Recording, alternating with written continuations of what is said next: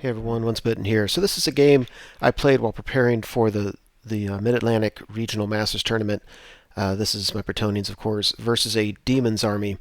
At the time of this game, the lists had not been released yet, but I put together a list based on the kind of thing I thought I would see from one player, and I asked another player to play it. So he's having to proxy a bunch of models. He was admitting that he wasn't used to playing this kind of list. And so I said, well, let's just play it. It'll at least give me a better idea of what these units can do. So, yeah, let's go through it. So starting on the far right, he's got 2 units of pink horrors. Those warriors in the back are pink horrors. Then he's got 2 beasts of Nurgle singly, and then a unit of 3 beasts of Nurgle. He's got 2 units of furies, another unit of pink horrors. There's a battle standard bearer in with them, and then that looks like a skull cannon. That's actually the Zinch cannon. Then he's got a Lord of Change hiding out behind the building, and then another flaming canyon. I think that's what they're called. Anyway, the Zinch cannon. Anyways, I've got a trebuchet in the corner, 2 units of archers. Only one has braziers because I literally didn't have 5 points extra. I've got a unit of knights errant. That's a change I made in the list. It used to go all knights of the realm. And the last couple games, I thought I could save some points making one of Knights Errant because sometimes they're just a character delivery system. In the front of that unit are 3 paladins. My paladins all have morning stars and shields. 2 units of Knights of the Realm. In the middle one, I have 2 paladins, one of which is my BSB. And in the one on the right, I have 2 Lord level characters and a paladin. One of my lords has Heroic Killing Blow. And I think at this iteration of the list, he did not have Heartwood Lance. I think I just kept him cheap.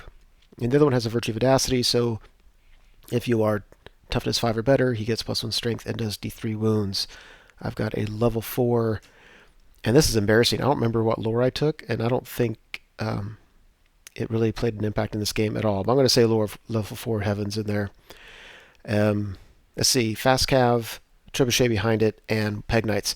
So one thing I didn't realize until after I submitted my list is that this list is illegal because when I built it, the software program that I use makes you actually add your mount to your paladins, and a lot of times I don't think about it because I just assume they come mounted. And so a few of these paladins, I didn't pay for the horse for it. At the same time, I had another unit of fast cav, which I forgot, so I didn't realize until after the game that I should have had another unit of fast cav. So points-wise, I'm actually probably still a little bit under, but I'm probably over on the special allotment, special unit type allotment. Whatever. It's just a practice game for the tournament. So Vanguard up on the right, and of course Demons go first, and the move like that. Here's it on the far left. I actually like this because my unit of archers on the left can charge those furies and will be in the flank.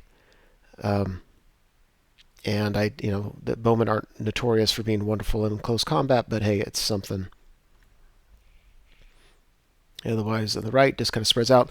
He made a mistake here because my Peg Knight, and it's funny because this is a mistake I always make, but my Peg Knights are actually able to fly 20 inches directly towards the table edge, face the flank of his Pig Horror unit, and be out of line of sight of both of those beasts of Nurgle. And all it would have taken was for one of those beasts to angle a little bit more, and he could have seen me, and, may or may not have been a long charge.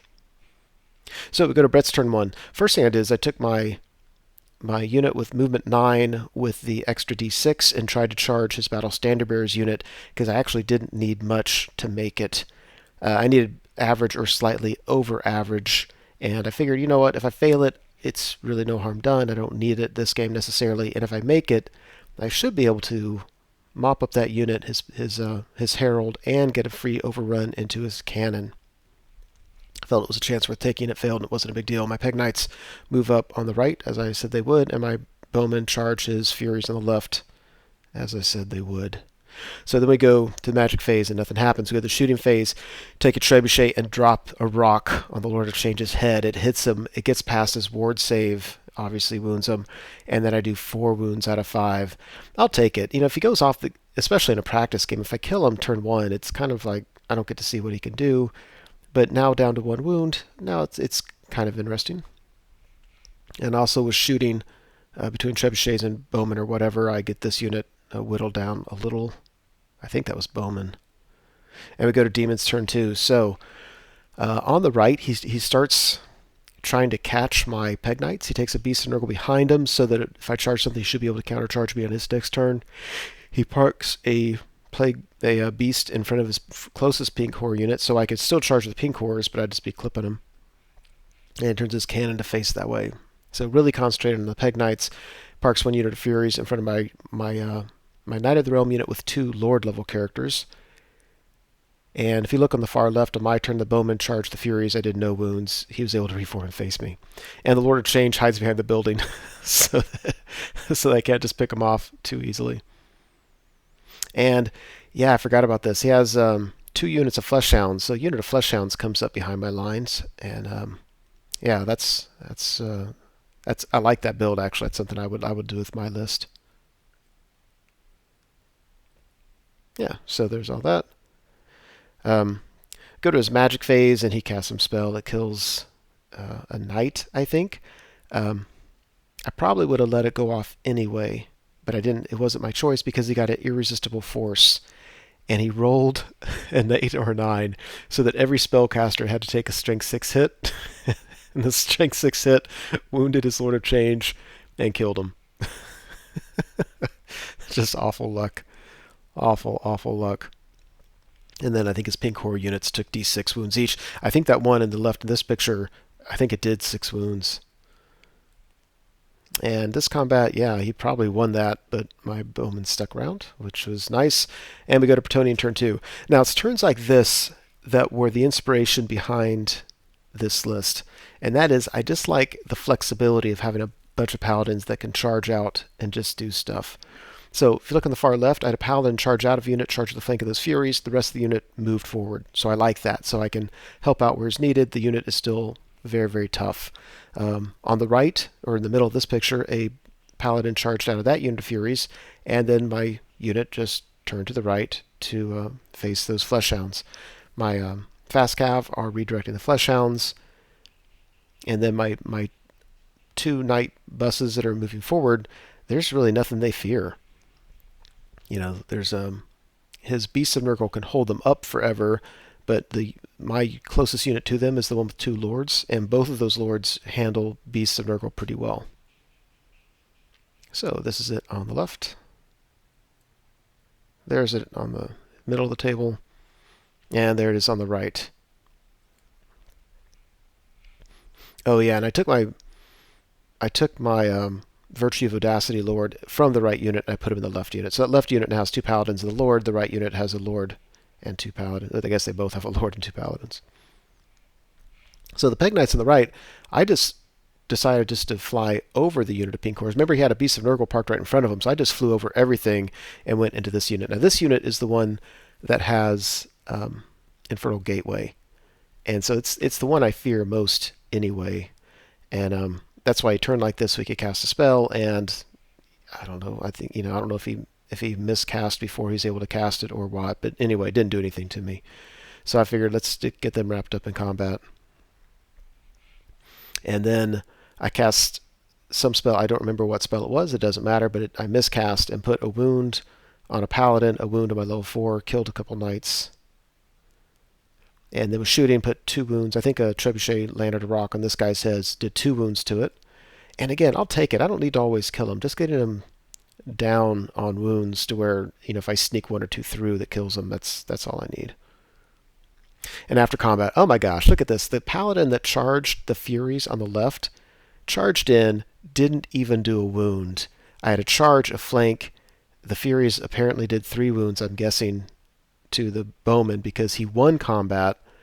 The Bowmen were steadfast and stuck. My other guy wasn't and fled. Oh my god, how embarrassing. He's awful. On the right, it worked. The Paladin was able to pop the Furies, and he turns to face the Flesh Hounds. He's taken a wound, which I don't love, putting him against the Flesh Hounds, but I want to keep my options open to do it. And over here, yeah, I don't do much. I think I did 3 wounds, but a charge and 3 wounds. It was good enough. These guys, if they can if they can kill that unit eventually, even if I lose them, that would be a fantastic trade. I don't know if they'll have enough time to do that. And we go to Demons turn 3. So First of all, he takes his BSB out of the unit of pink horrors, puts him behind the building to hide. He moves pink horrors up, trying to block both of my knight units, but it really just can't be done. One or the other is going to be able to charge his cannon.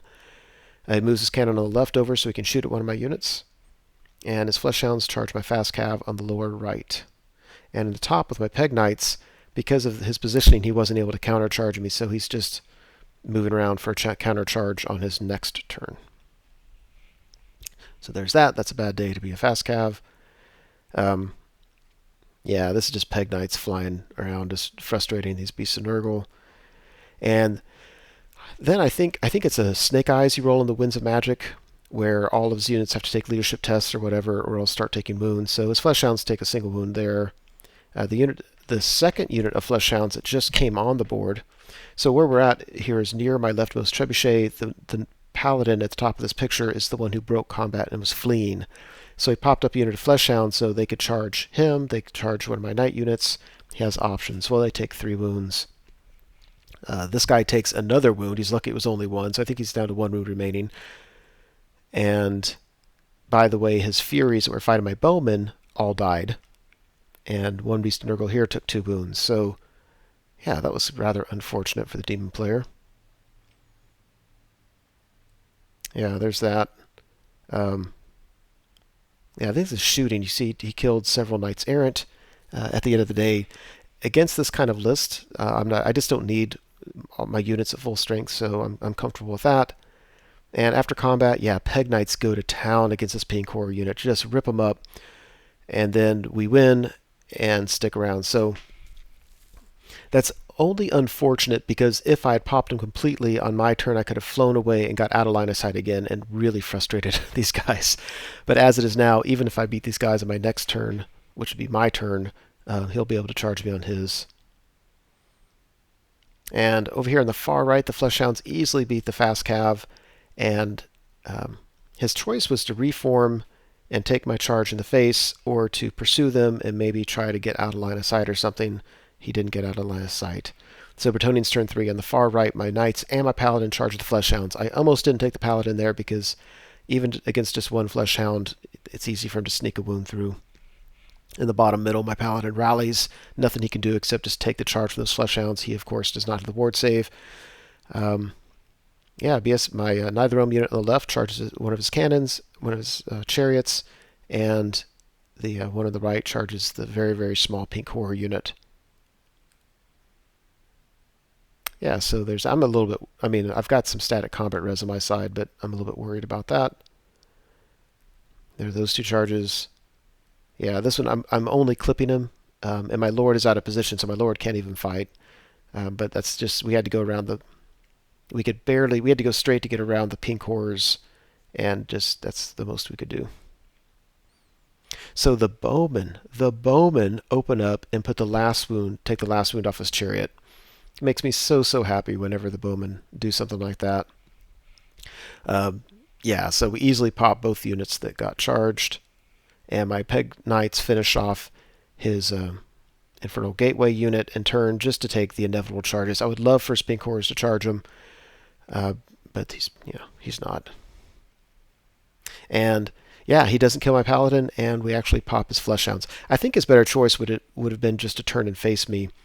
That can't have been a lovely proposition, but his guys are actually, they do a fair amount of wounds, and I don't know by how much I popped them, but having a flank and a rear certainly was to my advantage. So we get our Demons turn 4. Sorry about the blurry picture. That's an overview of the board. There's actually very little left. His flesh hounds charge my paladin down here. And then up here, his unit of 3, Beast of Nurgle charge this unit. I'm actually not too worried about the unit. I think they're just going to be tied up the rest of the game. And the only one thing I can hope for is if my Lord level character can do his thing and kill him, because the Knights are never going to do it. Another Beast of Nurgle, I think 2 of them actually charge my Peg Knights, so Peg Knights aren't going to live. And after combat, look at this guy. He fails to Furies, but he takes a full frontal with unit of Flesh Hounds and does some wounds and sticks around. So very nicely done there. and it's a big pillow fight there. Bretonnian's turn 4. Yeah, so overall it looks like that. This guy kills the remaining flesh hounds. I don't know how that happened. I mean, yeah, I'm not trying to be generous to my opponent and saying how unlucky he is, but I'm just telling you he was horribly unlucky in this game. It was too much so. Like I'd rather have a tough game that shows me what this kind of list can do. Anyway, we have his Beast of Nurgle unit kills 1 Knight Errant. It's killed a Paladin. No, it hasn't killed Knight Errant. It killed a Paladin, and but we've been able to whittle him down some. And this unit charges a lone beast, and yeah, I mean, I'm going to win that one. So looks like that. Yeah, my trebuchet. I don't know. I don't know how it's taken wounds before, but anyway, he's down to 1 wound remaining, and I think it's the trebuchet trying to throw a rock on that guy's head. I think I'm trying to show where his BSB is hiding. He's been kind of moving around the building, trying to stay out of line of sight of stuff. So after combat, yeah, both these units are able to do enough wounds, and through that and/or through bad leadership rolls, kill the Beast of Nurgle. So one turns right to help out with that, and the other one, because this was my opponent's turn, I turned to face left because I could do it to where they can see his BSB, and I can move forward and then wheel and clip him. And that's all I need to do is just get that guy in combat, and I'll get him. So Bretonnia turn 5. This obviously I charged a Beast of Nurgle, and you can see what I did to charge. I don't think I would have done this normally. I really just wanted to play test some things, but I wanted to see a regular unit of knights go into a Beast of Nurgle, because my thinking is I can, with all those high strength attacks and with static combat res, I should be able to take them. And so let's see. The other unit taking the pink horrors, I may or may not pop them this time, and it doesn't matter. I'm going to win that eventually. And of course I was able to make that. And after combat, yeah, the pink horror battle went about as I thought it would. I beat him by a bunch, but he has a few models left. The other one, yeah, I don't think I did any wounds to that guy, and then he just made a decent break test and stuck around. So, of course, if I don't break him on the charge, now that unit's going to be stuck there for a while. And his BSB easily dies. Go to Daemons turn 6. There's not a whole lot of movement going on. Somehow, it looks like this is after combat, so the pink horrors are dead, and my guys just reformed to help out with the Beast of Nurgle. I charge in, and I actually have no recollection whatsoever if I killed him or not, but it doesn't matter because that's the only thing he has left on the table. So the Bretonnians did well this game, obviously, but I'm playing against an opponent that doesn't play this kind of list. He didn't know why it was designed the way it was, so I was very, very grateful that he was willing to take one in the chin and just kind of play me with it. Yeah, but I think this is kind of how the Bretonnian list was supposed to work. So that's actually the only 2 practice games I had. I did play 2 Universal Battle practice games, but the next battle report I put up will actually be the tournament itself. So we'll get there pretty soon. Hope you enjoyed it. Hey everyone, Once Bitten here. Thanks for watching the video. I hope you enjoyed it. As you know, YouTube has several functions you can use to interact with videos such as this. You can like the video, you can leave a comment, you can favorite the video. I want you to know that I appreciate it when you do things like that. It feels much more interactive than simply me talking to a screen. So if you're willing to do so, please like, comment, and favorite the videos. Subscribe to the channel if you want, and you certainly are welcome to share this video on your blog or other websites if you are so inclined. Again, thanks for watching, hope you enjoyed it, and I'll see you next time.